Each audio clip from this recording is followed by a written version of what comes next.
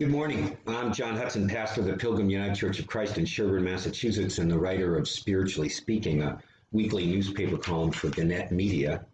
And I welcome you to another of my weekly video essays with thoughts about how all of us can lean into and get through these strange and amazing days. Bad news, good news. What's the news? Before COVID hit, I was already a news junkie, an omnivorous consumer of the news, online, in print, magazines, radio, whatever the source. I read and listened a lot. But after last March, I became even more of a media follower, which was kind of a bummer because when I was reading that news, well, it always seemed to be bad news mostly. Bad news about the increasing COVID numbers and the tail-spinning economy and mental health crises and now struggles with rolling out the vaccine. Well, you get the picture. But was and is the news about COVID that the media has been telling us, has it been overly pessimistic, a little bit too much doomsdaying? Not in the facts, no. The facts are the facts, but in what facts they emphasize. Kind of like the character of Eeyore in Winnie the Pooh always does, always looking for the worst, right? Bad news, good news, what's the COVID news? Better than we think, apparently. In a groundbreaking social science study led by Brian Sacerdoti, a professor at Dartmouth College, he went back and analyzed stories from all the major United States national news outlets for the past year: CNN, Fox, PBS, the New York Times. He discovered this startling fact: 87% of COVID coverage, 87%, was and is negative.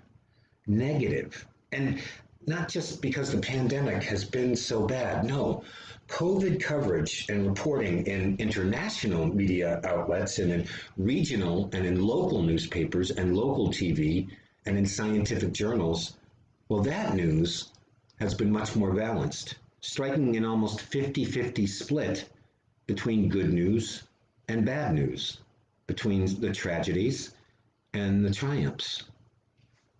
Why this bias for bad news? As a working journalist, I can tell you that one truism in the newsroom has never changed. If it bleeds, it leads. If it bleeds, it leads. Meaning, bad news sells more newspapers, attracts more viewings than good news. Sad but true.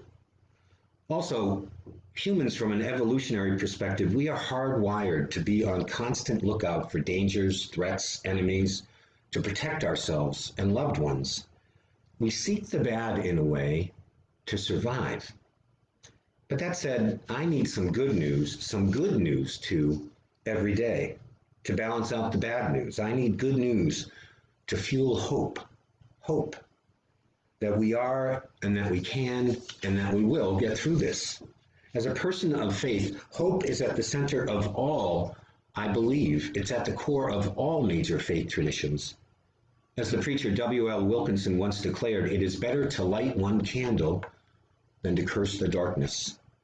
Thus, we should all read the news and keep up with the news, but also be aware that sometimes bad news outweighs good news in the media. And so we may have to dig a bit deeper to get a truer idea about what is really going on in our world. Facts are always facts, but bad news bias. This is true as well. So my advice, look for the good news too. The good news, it is there for the finding. We just have to track it down and enjoy it.